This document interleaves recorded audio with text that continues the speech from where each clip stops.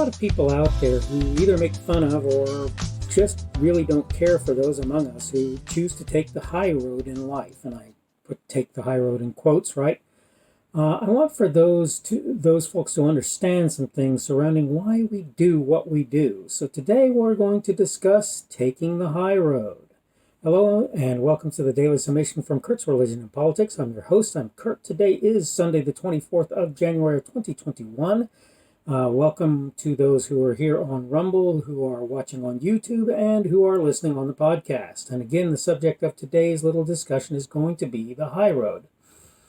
I'm going to do something that's going to sound really strange. I'm going to do something that's going to sound like a departure from the subject, and you're going to have to forgive me as I bring it back around. I'm not saying that there was voter fraud in the 2020 presidential election. I'm not saying there wasn't either. I'm not saying one way or another. That's not the point of this video.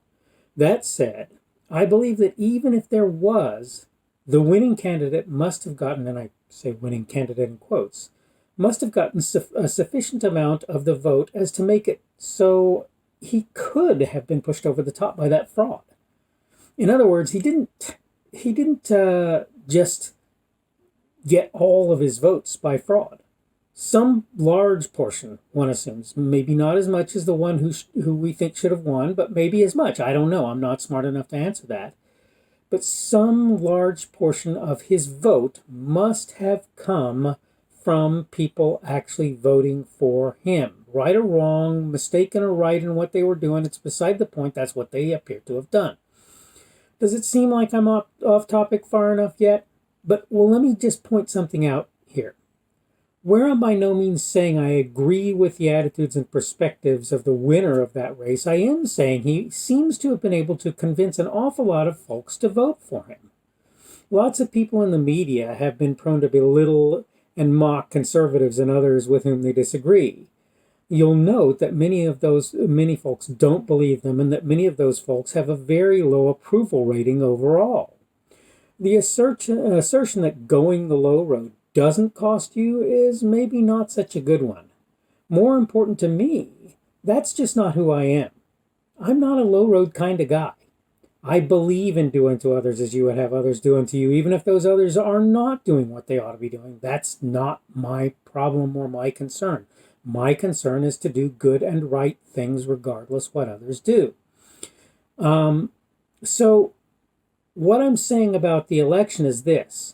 I believe that the guy who, quote, won the election, and you can dislike that I put that in quotes if you want, did a lot of what appeared to a lot of folks to be taking the high road. When he attacked his opponent, for the most part, even if the attacks were unsubstantiated, he still did so on a more or less factual basis. That's fair for the other guy too. Unfortunately, the way that people tend to look at the other guy, the guy who, quote, lost, is that he was crass and callous and so forth. They tended to look at him like that, and they tended to look at him like he would belittle people and so forth, even though for the most part he did no such thing. And when you look at what he did as he went along, he actually did less and less of that. He actually very much toned down his sort of callousness as he was going along and acted, in my opinion, in a very presidential way when you went farther along in the time that he was acting in that office. The point of all of this is that taking the low road may not be such a great solution as you might think that it is. I just don't think that's a reasonable assertion or a reasonable assumption or conclusion to come to. Now, I want to be clear on something. There's a difference between taking the low road and pointing out things that are true that people don't want to hear.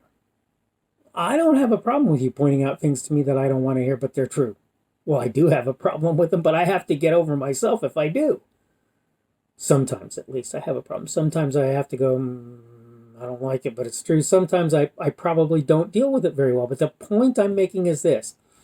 That's not taking the low road to point out what's true. Loving your fellow man is not about letting them live in a dream world, in some sort of fantasy. Loving your fellow man is about, even when it's hard, telling them what's true. I have a son who I've told you before is moderately autistic, and one of the things that he likes to do is say that things aren't true that he knows are. And sometimes there are things that he's not sure. He doesn't think they might be true, but the thing is, whether it's that he doesn't think those things are true or he does, and then he refuses to accept or hear that they are, right? When I point out to him the things that show those things to be true, ultimately he wants to fight me over whether or not they are. It's a hard road for me because I've got to deal with the kid who doesn't want to hear what I have to say. But I have news for you. I'm not going to stop saying it because he doesn't want to hear it. And I'm not going to do that for anybody else either. I'm not going to hammer on things necessarily, right? I'm not going to sit there and hammer and hammer and hammer and pound and pound and pound on things. But that does not mean that I'm not going to continue to bring things up that people don't want to hear if I believe them to be true. Now, if you ask my personal opinion, I believe that there were problems, serious problems with the U.S. elections in the 2020 election cycle for the president and others. How big those problems were, did they actually sway the elections? I don't know. I don't have the answers, and I don't think anybody does, which is part of the problem. And that, I might tell you, if it happened, if there were voter irregularities, more importantly, if there were various kinds of frauds that occurred, this is serious low road activity. And I don't want to be known as the guy who won for taking that road. You can say all you want that the way to fix that is for you to rig the election the next time. It isn't. It just isn't. The way to fix that is to make sure that the elections are fair to begin with. It's not to rig the elections. Okay? That's not how to do it. Not even if it was what was done to you, it's not how you do that. The way you fix things is not by doing things that are bad or underhanded or wrong. Again, that doesn't mean you step back from the truth and start allowing people to take that away from you. The truth is the truth is the truth, no matter what people want to hear or want to say. Okay? But that doesn't mean that taking the low road makes sense. Now, again, calling somebody who calls the facts as the facts shows how they work and how they're true and so forth. And I cite an individual in this case, something I'm sort of not prone to do, as you probably know, and Mr. Dan Bongino. Dan Bongino, in my opinion, does not go around saying things that are hard to hear without having the facts to back them up, at least in his personal view. I personally tend to agree that he has the facts to back these things up. I agree with him. He's generally right. Sometimes there might be a time when I might go, yeah, that's sort of true, but then there's this and there's that. One example, as I say, would be the fact that whether or not the person who supposedly won the 2020 presidential election had the votes, had the electoral college votes, particularly to win that election, he still had to have gotten an awful lot, a large percentage of both electoral college and of the popular vote in order to do what was done. Whether there was any fraud there or not, that's reality. I don't know how the two compared. I honestly can't say. And again, I'm being honest when I say I don't think anybody can. Now, there are people who will say that they can, and I'm not willing to dispute that with them unless I can actually sit down and hash over the facts with them. But the point that I'm making in all of this, the thing about all of this is, look, I am a particular kind of person. You can like that, you can hate that, you can do whatever you want with it, but that's true. I'm not always going to tell you that I take the high road every single time I'm offered an opportunity, but I am going to tell you that in general, I try to take the high road. And I'm pretty sure that taking the low road ends you in the same place as the media now is, with a lot of people not trusting them, a lot of people not believing them, and a lot of people counting them to be people that they can't count on. And I'm going to tell you that when that happens on the right, it's the same. When the right or the left or it's somebody supposedly in the center reporting the news takes the low road and belittles, besmirches, or whatever somebody else, I'm pretty sure that in general that person loses credibility, loses popularity with people. And, I can't blame them, because my view is you ought to take the high road. That's what you ought to do. All right, I am about out of time. So, again, today is the 24th of January of 2021, and it is Sunday, and I'm glad to have had everybody who came to me from Rumble, from YouTube, and listened to me on the podcast do so. Hope you're having a good week.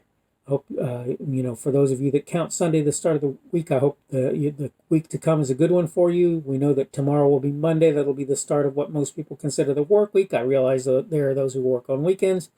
But that said, I hope that your week is a good one and that everything works out well for you. And I'm just going to adjure you, I'm just going to implore you, take the high road.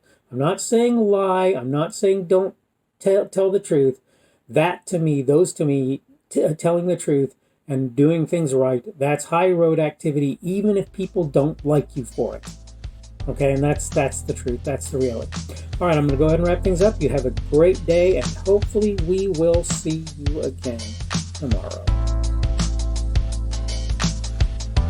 The speaker on this edition of the Daily Summation is Kurt Schubert. This video was recorded on Sunday, the 24th of January of 2021.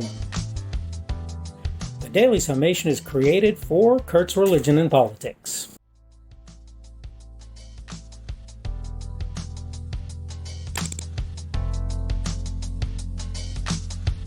Thanks for watching this edition of the Daily Summation from Kurt's Religion and Politics. I hope you found it entertaining or instructional, or maybe both.